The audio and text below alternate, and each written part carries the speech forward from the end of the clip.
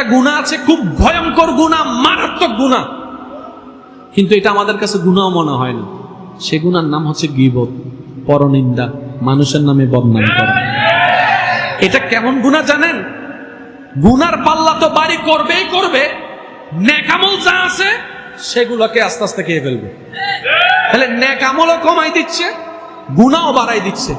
সেটার নাম হচ্ছে গীবত, সেটার নাম হচ্ছে বদনাম, সেটার নাম হচ্ছে চুগলখড়ি, সেটার নাম হচ্ছে অন্যের পিছনে কথা বলা, সেটার নাম হচ্ছে এমন কথা বলা যার সম্পর্কে যে কথাটা শুনলে মনে আঘাত পাবে, এই কথাটা বলা। এবার আপনি ডানে দেখেন, বামে দেখেন, নিজের দিকে দেখেন, এই অভ্যাসটা আমাদের সবার ভিতরে আছে। তাহলে যদি জান্নাতে যেতে চাই, দুনিয়াকে শান্তি করতে চাই, আগে যেমনি হোক মুখে তালা লাগাইতেই হবে, কারণ দ্বিতীয় কোনো উপায়।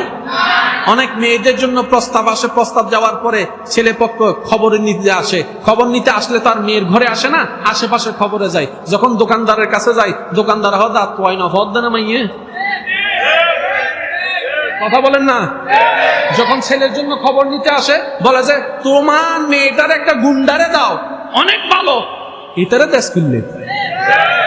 আমি তারে বললাম তুমি কি ছেলেটাকে চিনো? বলে যে না। তো বললা কেমনে?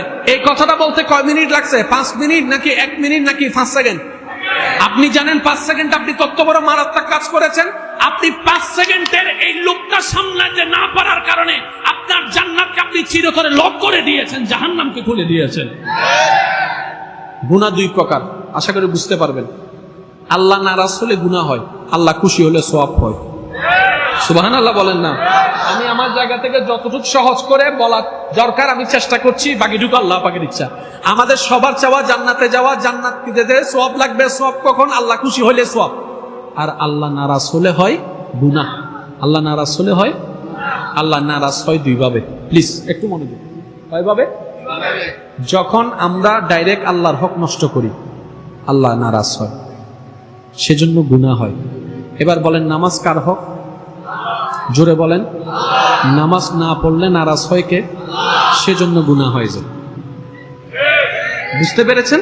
সেজন্য গুনাহ হচ্ছে। তাহলে একটা হচ্ছে আল্লাহকে সরাসরি নারাজ করা, আরেকটা হচ্ছে আল্লাহর বান্দাকে, আল্লাহর সৃষ্টিকে কষ্ট দিয়ে আল্লাহকে নারাজ করা।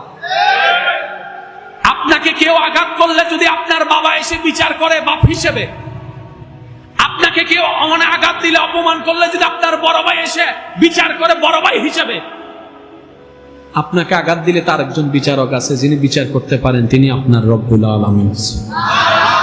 আপনারা যেমন রব আছে, তারও তো একটা রব আছে, যাকে আপনি ক্ষমতার বল দিয়ে জায়গা দখল করছেন, যাকে আপনি বিভিন্ন বদনামে স্বীকার করছেন, তারও তো একজন রব আছে।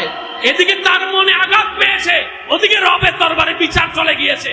রব বলে যে ও আমার বান্দা, আমার হক যদি নষ্ট করে আমাকে কষ্ট দাও, আমি গফুরুর রহিম, চাইলে মাফ করে দিতে পারি। ইন্নাল্লাহা আলা কুল্লি শাইইন কাদির। কিন্তু আমার কোন বান্দার মনে কষ্ট দিয়ে যদি আমার কাছে আসস, ও যতক্ষণ মাফ করবে না, আমিও তোকে মাফ করব না। এবার সত্যি করে বলেন, মাপ পাওয়া সহজ কোথায়? বান্দার কাছে না আল্লাহর কাছে? মাপ পাওয়া কঠিন কোথায়? জোরে বলতে হবে।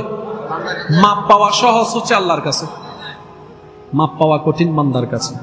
সেজন্য সবসময় সজাগ থাকবেন বান্দাদের বিষয়ে, কারণ এখানে যদি বেজাল লাগে সব জায়গায়